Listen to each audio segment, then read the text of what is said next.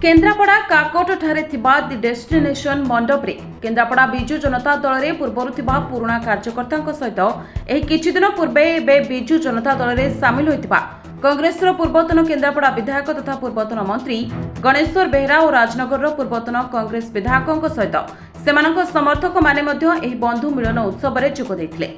ବିଜୁ ଜନତା ଦଳରେ ସାମିଲ ହେବା ପରେ ଗଣେଶ୍ୱର ବେହେରା କେନ୍ଦ୍ରାପଡ଼ାରୁ ବିଧାୟକ ପ୍ରାର୍ଥୀ ଭାବରେ ଟିକେଟ୍ ପାଇଥିବା ବେଳେ ଅଂଶୁମାନ ମହାନ୍ତି କେନ୍ଦ୍ରାପଡ଼ା ଲୋକସଭା କ୍ଷେତ୍ରରୁ ସାଂସଦ ପ୍ରାର୍ଥୀ ଭାବେ ଟିକେଟ୍ ହାତେଇଛନ୍ତି। ତେବେ ଏହି ବନ୍ଧୁ ମିଳନରେ ଶତାଧିକ ସଂଖ୍ୟାରେ ବିଜୁ ଜନତା ଦଳରେ ପୂର୍ବରୁ ଥିବା ନେତା ଓ କର୍ମୀ ଯୋଗ ଦେଇଥିବା ବେଳେ ଶତାଧିକ ସଂଖ୍ୟାରେ ଗଣେଶ୍ୱର ଓ ଅଂଶୁମାନଙ୍କ ସମର୍ଥକମାନେ ମଧ୍ୟ ଯୋଗ ଦେଇଥିଲେ।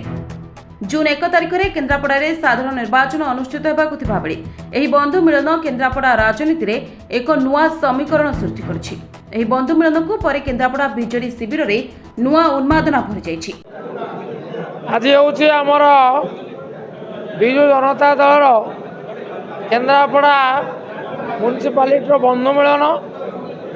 ଏଥିରେ ଶତାଧିକ ବନ୍ଧୁ ଏକାଠି ହେଇଛନ୍ତି, ଯେଉଁମାନେ ବିଜୁ ଅନୁଗତ ଏବଂ ଯେଉଁମାନେ ବିଜେଡ଼ିରେ ନବାଗତ, ଏ ଉଭୟଙ୍କର ଗୋଟେ ବନ୍ଧୁ ମିଳନ, ଗୋଟେ ମହାମିଳନ। ଏବଂ ଏ ମିଳନ ଗୋଟିଏ ବାର୍ତ୍ତା ଦେଉଛି। ଏତେ ଆଗ୍ରହରେ, ଏତେ ସଂଖ୍ୟାରେ, ଏତେ ଉତ୍ସାହରେ ଯେଉଁ ବନ୍ଧୁମାନେ ଆସିଛନ୍ତି, ସେମାନେ ଗୋଟିଏ ଶପଥ ନେଇଛନ୍ତି, ବିଜେଡ଼ିକୁ ବିଜୟୀ କରିବେ। ନବୀନ ବାବୁଙ୍କୁ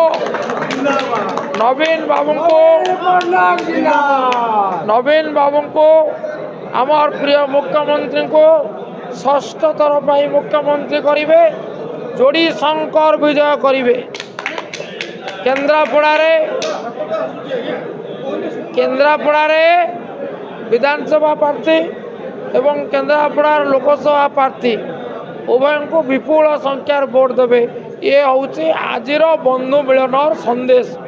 मुझे समस्त विजु परिवार बंधु मानक अभिनंदन जनाई चाहे एवं केन्द्रापड़ावासी आशीर्वाद विजेडी प्रार्थना कर।